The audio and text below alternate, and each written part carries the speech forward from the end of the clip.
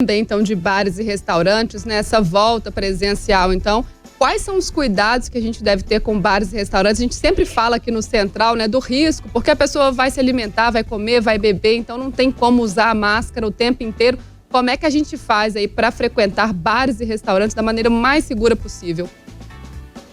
Bom, nesse momento não é recomendável frequentar bar e restaurante nenhum, né? Eles estão abertos das 11 às 3 da tarde para que pessoas que estão trabalhando na rua, elas tomem suas refeições ali. Não está liberado para a venda de bebida alcoólica nem nada. Houve uma flexibilização aí por definição judicial, né, o que é uma tremenda de uma irresponsabilidade. Né? Então, o Poder Judiciário ele tem que observar princípios científicos.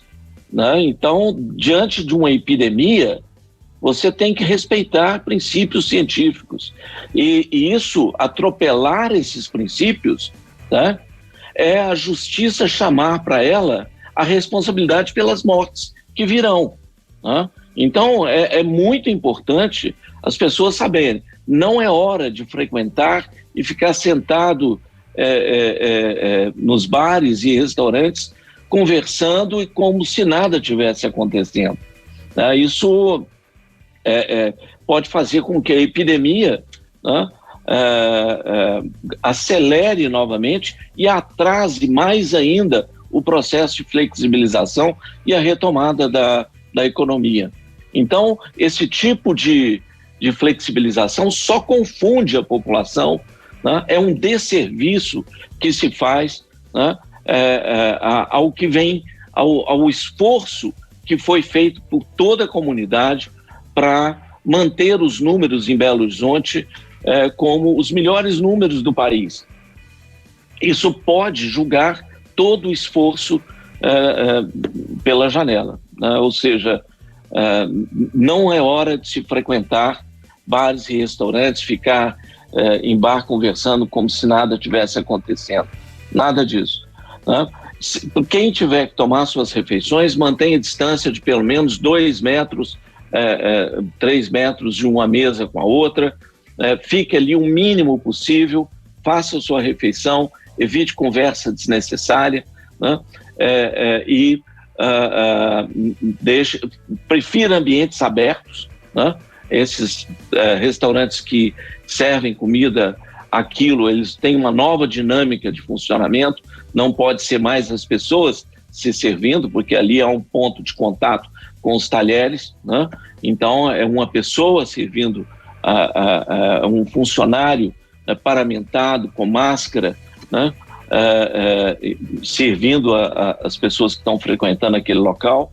Ou seja, os cuidados devem permanecer. Lavar as mãos, usar álcool em gel para friccioná-las quando não tiver a oportunidade de lavá-las. Né? Então, são as medidas de higiene e de distanciamento social que nós já discutimos aqui tantas vezes.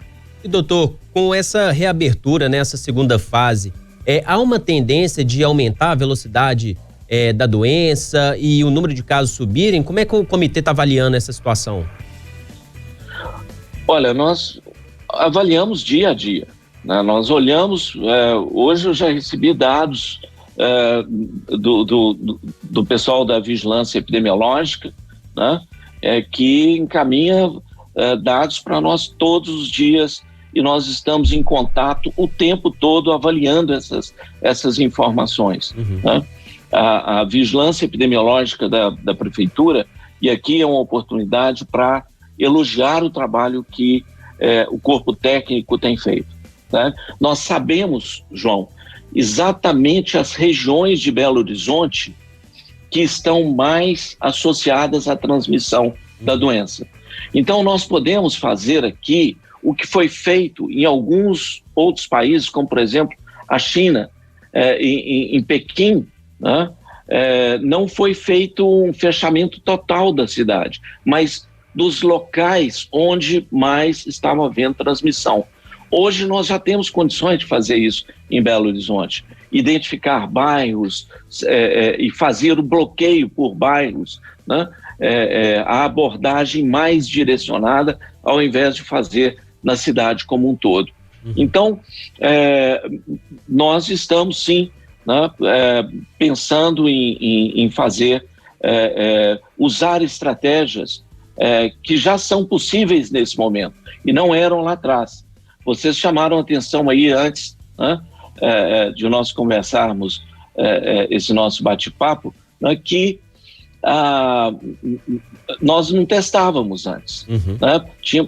Nós não tínhamos insumos. A Europa, os Estados Unidos ficaram com os insumos todos. Então nós estávamos limitados. E aí ficaram vários casos para trás de óbitos para serem confirmados, o que agora está sendo possível. Por isso parece realmente que aumentou o número de óbitos, mas são óbitos lá de trás. A curva, ela tem sido favorável, né? Tem sido uma curva negativa, né? Lenta, mas negativa. Mas não é momento para fazer flexibilização de qualquer maneira. Não, tem que ser uma flexibilização muito cuidadosa, muito bem direcionada.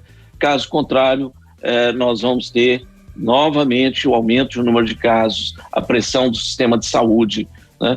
E aí as idas e vindas da epidemia, né? Nós ainda não temos imunidade coletiva suficiente para poder fazer com que a epidemia decline e não volte. Nós ainda não temos essa situação. Doutor Carlos, só para finalizar, explica para a gente também por que o comércio, né, não vai abrir aos sábados. A gente tem essa flexibilização, então, aí de segunda a sexta, né? O comércio volta a abrir durante todos os dias da semana. E a gente recebe muitas participações aqui perguntando por que não vai abrir aos sábados também. Explica para a gente. Aglomeração, essa é a questão, né? No sábado, o maior número de pessoas tendem a ir para os shoppings, buscando, como se estivesse na situação anterior, buscando diversão, né? E lá está tudo fechado, não tem diversão, né? Então, mas as pessoas ainda assim, né, tendem a aglomerar nos finais de semana nesses locais. E é por isso que a flexibilização tem que ser gradual, né, para que nós possamos, inclusive, ir estudando qual o impacto dessa flexibilização nos índices que são acompanhados, né, na ocupação de leitos, na velocidade da epidemia. E isso acontece, não é no momento que você faz a flexibilização. O impacto ele vai acontecer 1 semana a 2 depois. Então, nós precisamos de um período, ou seja, é como se você estivesse andando no escuro. Você vai dando um passo atrás do outro. Se você sair correndo no escuro e tiver um buraco, você cai dentro dele.